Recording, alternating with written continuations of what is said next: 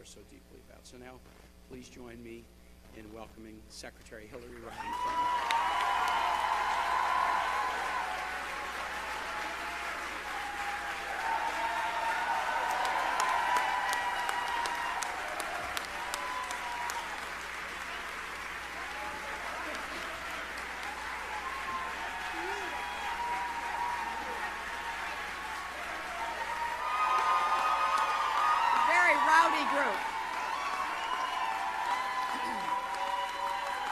Thank you, my friends. Thank you. Last night, I congratulated Donald Trump and offered to work with him on behalf of our country. I hope that he will be a successful president for all Americans. This is not the outcome we wanted or we worked so hard for, and I'm sorry that we did not win this election for the values we share and the vision we hold for our country. But I feel pride and gratitude for this wonderful campaign that we built together. This vast, diverse, creative, unruly, energized campaign. You represent the best of America, and being your candidate has been one of the greatest honors of my life.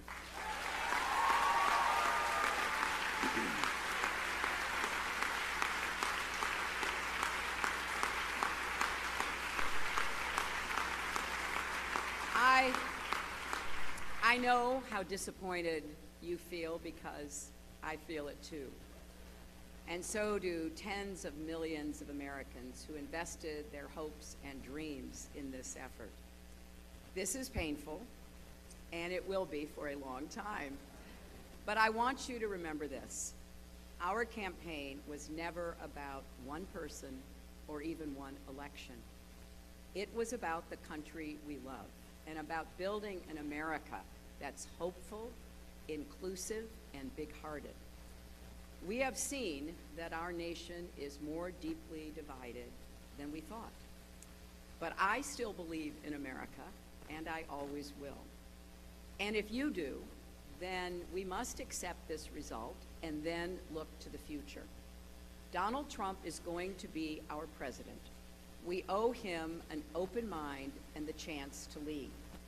Our constitutional democracy enshrines the peaceful transfer of power. And we don't just respect that, we cherish it. It also enshrines other things: the rule of law, the principle that we are all equal in rights and dignity, freedom of worship and expression. We respect and cherish these values too, and we must defend them.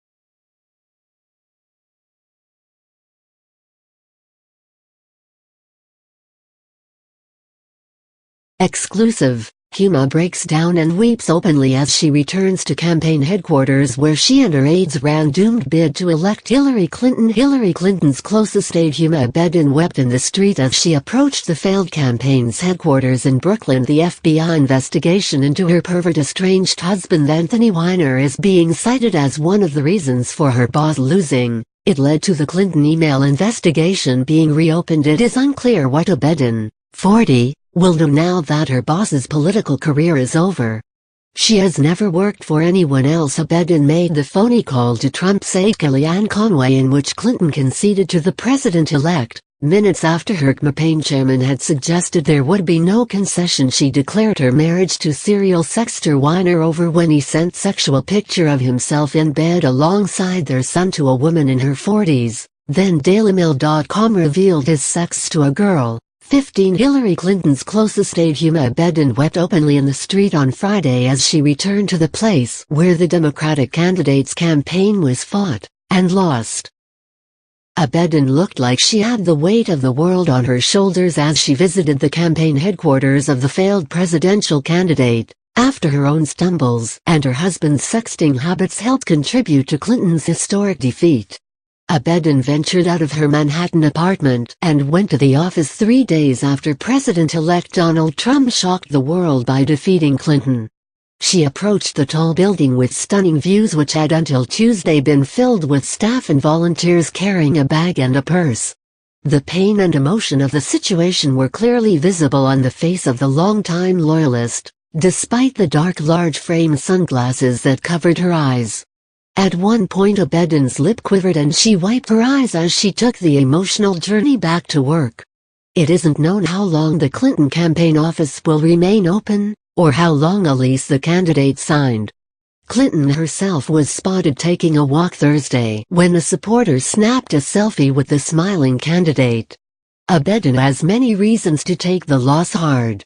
She has been a constant presence at Clinton's side, having worked in her office when she was First Lady, served as body woman accompanying her while Clinton was a senator, and having followed her to the State Department. It has been repeatedly reported that Clinton considers her to be like a surrogate daughter. Other Clinton loyalists and believers were visibly shaken during the candidate's farewell speech on Wednesday. Abedin took on more senior roles with Clinton at state and at the campaign. In hacked emails posted on WikiLeaks, she emerges as Clinton's ultimate gatekeeper, weighing in about top fundraisers and dignitaries seeking face time with the former Secretary of State, while also serving as a conduit of information to the Clinton Foundation. Abedin was suddenly and unexpectedly out of the Clinton bubble after FBI Director James Comey announced just 11 days before the election that the Bureau was taking another look at Clinton's emails. It soon was revealed that the FBI had come across thousands of additional emails related to Clinton while investigating the laptop of disgraced ex-rep Anthony Weiner, who was married to Abedin, though the two are now estranged. As DailyMail.com reported, Weiner, who quit Congress after a sexting scandal, allegedly sent inappropriate messages to an underage girl.